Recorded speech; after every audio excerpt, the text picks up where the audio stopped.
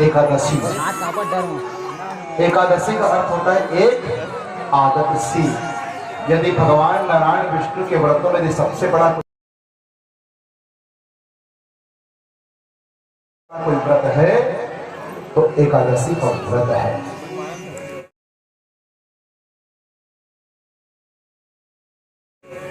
और ये व्रत किसी उम्र का बंधन नहीं है।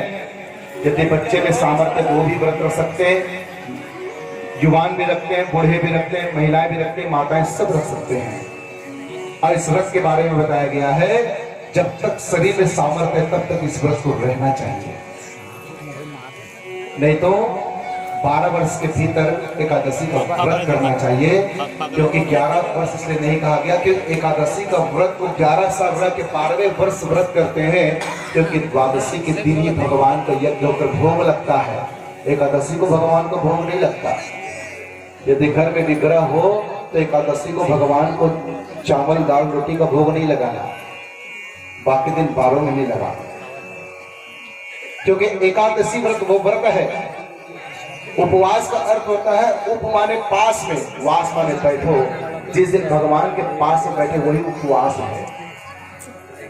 उपवास का शाब्दिक अर्थ यही है कि हम भगवान के सबसे पास बैठे, इसलिए निराहार होकर बैठते हैं। लेकिन आजकल कलयुग में उपवास की दिशा ही बदल गई। प्रेम से मनुष्य है, पता चल गया कल उपवास है तो पहले से तैयारी में रहते हैं। देखो कल मेरा एकादशी उपवास है तो क्या करना है, 5 किलो सेव और 3 दर्जन केला लाना, ज्यादा मत लाना, 5 किलो सेव और 3 दर्जन केला। उपवास इसलिए, और सोचो उपवास से रहते तो कितना मंगाते। ये उपवास थोड़ी है कि कल उपवास है पहले से व्यवस्था रखा। यदि शरीर असमर्थ है, मेहनत का कार्य है तो फल खा सकते हैं। फल भी खाना तो एक आध तो खाओ ना, 5 किलो 3 दर्जन नहीं। ऐसा उपवास तो व्यक्ति जीवन भर रह जाएगा। प्रेम से खुशी राधे। उपवास का अर्थ है कि किसी प्रकार के क्रोध नहीं करना, अपशब्द नहीं कहना, स्वच्छ रहना, हर समय भगवान का चिंतन करना। लेकिन उपवास के दिन कभी ससुराल से तो मेहमान ज्यादा आ जाए तो फिर माता लोग का हाल देखो। प्रेम से कहो आज के दिन आए ना मिले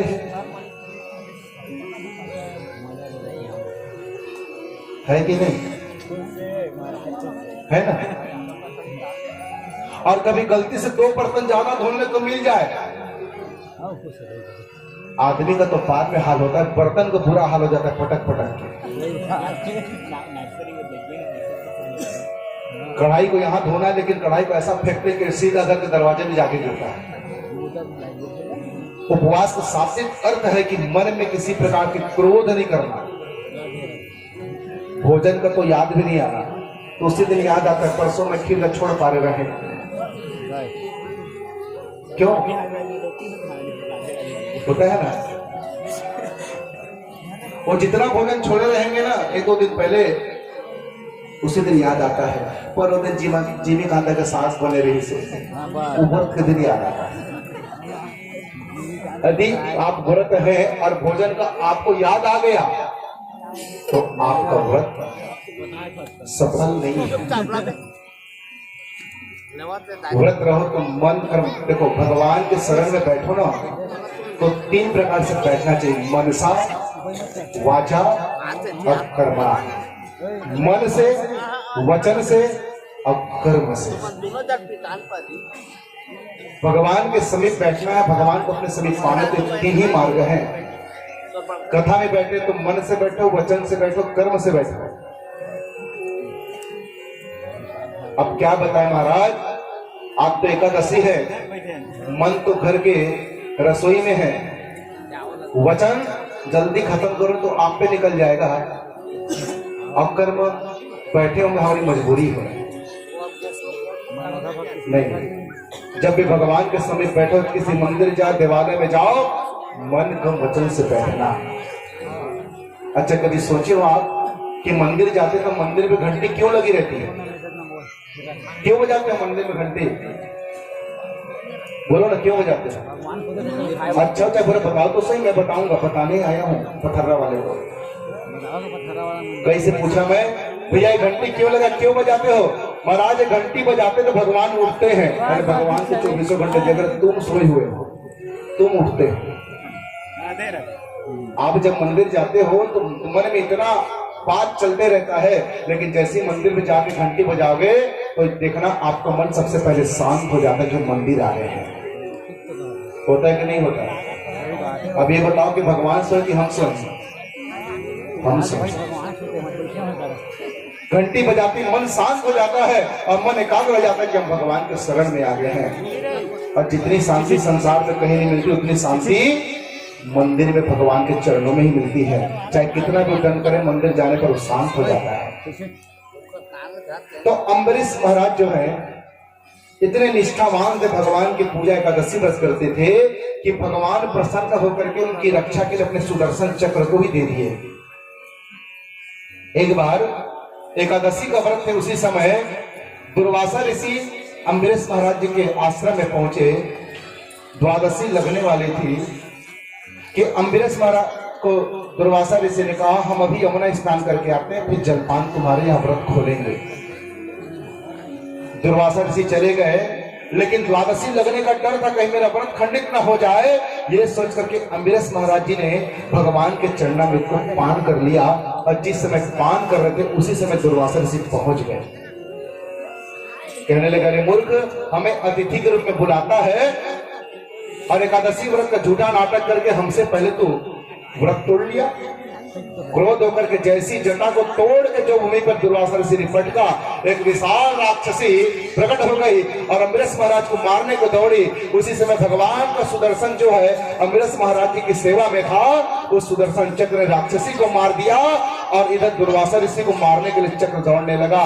तो दौड़ते दौड़ते दुर्वासा ऋषि ब्रह्मा जी के पास में गए। ब्रह्मा जी ने कहा, मेरे बस में नहीं है। भगवान शंकर के पास में गए, आप तो मेरे भाई हो, मुझे बचाओ। बोले, भैया जिसका चक्र है वही जाने, मैं कुछ नहीं कर सकता। भगवान नारायण के चरणों में गए, चरणों में गिरे तो नारायण ने कहा, मैं कुछ नहीं कर सकता, मेरे भक्त का जो अपमान किया है उसे ये चक्र छोड़ेगा नहीं। यदि क्षमा चाहते तो मेरे भक्त से क्षमा मांगो। आज दौड़ करके दुर्वासा ऋषि अम्बरीश महाराज जी के चरणों में गिर गए। अम्बरीश महाराज जी ने उसे खड़ा करके उनके चरणों में गिर गए और कहा कि गुरुदेव, आप मेरे चरणों में क्यों गिरते हैं? अम्बरीश महाराज जी कहा, मुझसे त्रुटि मुझे क्षमा करें। दुर्वासा ऋषि ने कहा कि बेटा, तूने गलती नहीं की, आज मैंने गलती कर दी कि भक्त पर मैंने क्रोध किया है। अब तू ही मुझे इस सुदर्शन चक्र से बता। उसी समय अम्बरीश महाराज जी ने हाथ में जल लिया और कहा कि हे नारायण, यदि मैंने सच्चे निष्ठा से आपके एकादशी व्रत किया है तो ये सुदर्शन चक्र शांत हो जाए। और जल छोड़ा तो आज सुदर्शन चक्र शांत हो गया। दुर्वासा की आज रक्षा हो गई। आज दुर्वासा ऋषि ने कहा कि अम्बरीश, मैं तुझे वरदान देता हूं कि तेरे अंदर जो है भगवान की अखंड भक्ति तुझे प्राप्त हो, तेरा कोई बाल बाका नहीं करे, तू भगवान की भक्ति जीवन भर करता रहा। और अम्बरीश महाराज वहां से चले गए। आगे इसी कुल में इक्ष्वाकु कुल में इक्ष्वाकु मनु हुए, क्योंकि जब मनु गर्भधारण कर रहे थे तो छींक आ गई थी, इसलिए उसका नाम पड़ा इक्ष्वाकु। इसी इक्ष्वाकु के 100 पुत्र थे, जिस 100 पुत्र में एक पुत्र है विकुक्षी, जिसके पुत्र हुए अनेना हुए, और अनेना के पुत्र हुए यूनास। और इस यूनास के 100 पत्नियां थी, लेकिन किसी की संतान नहीं थी। तो इन्होंने ऋषियों को बुला करके पुत्रेष्टि यज्ञ कराया।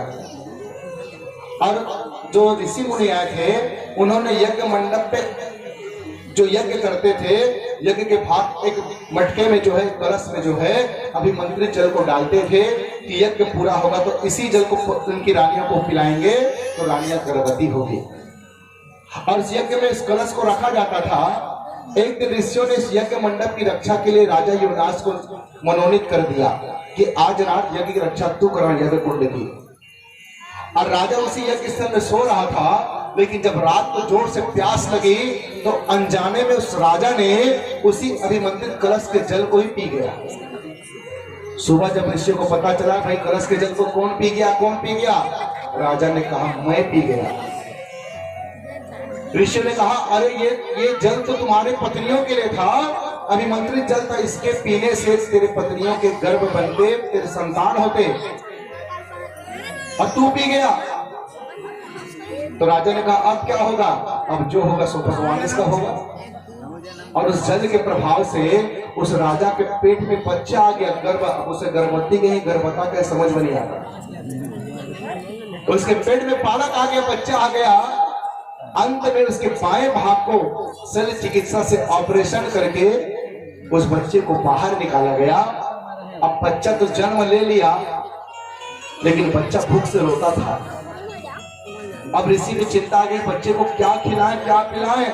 उसी समय इंद्र आए और इंद्र ने जिस उंगली से अमृत निकलता था, तर्जनी उंगली इस बच्चे के मुंह में डाल दिया, ले बेटा तो उसको पी।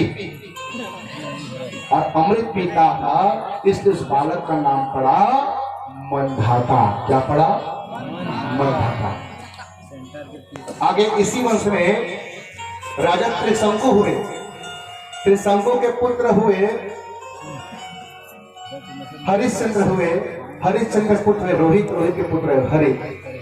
भैया राजा हरिश्चंद्र कथा तो बहुत विशाल है, इच्छा तो मेरी थी, लेकिन समय की कमी कारण मैं केवल संक्षिप्त कहते जा रहा हूं।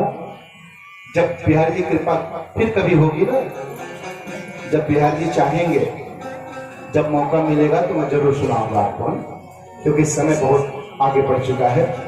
तो इसी त्रिशंकु के राजा हुए हरित, रोहित रोहित के हुए हरित, हरित के राजा बाहुक हुए, और बाहुक के पुत्र हुए राजा सगर। और इस सगर की दो पत्नी थी, सुमति और केसनी। सुमति के 60,000 पुत्र थे, और इस केसनी के एक पुत्र थे जिसका नाम है असमंजस। और यही राजा सगर जब अश्वमेध यज्ञ कर रहा था, 99 यज्ञ कर रहा था, तो इसके घोड़े को चोरी करके इंद्र ले जाकर कपिल मुनि के आश्रम में छिपा दिया।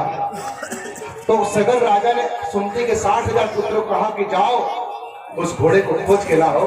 तो सुमति के 60,000 पुत्र गए, और जब घोड़े को कपिल मुनि के आश्रम में बंधा देखे और बगल में कपिल मुनि को ध्यान मग्न देखे, तो कहने लगे ये चोर पाखंडी है, घोड़े को चोरी करके लाता है और ध्यान लगा के बैठा है, इसे अभी मार डालो। जब जोर से चिल्लाने लगे, उसी समय कपिल मुनि का ध्यान छूटा, और जैसे ही आंख खुला, कपिल मुनि के आंखों से अग्नि की ज्वाला निकली, और सुमति के 60,000 पुत्र जल करके भस्म हो गए।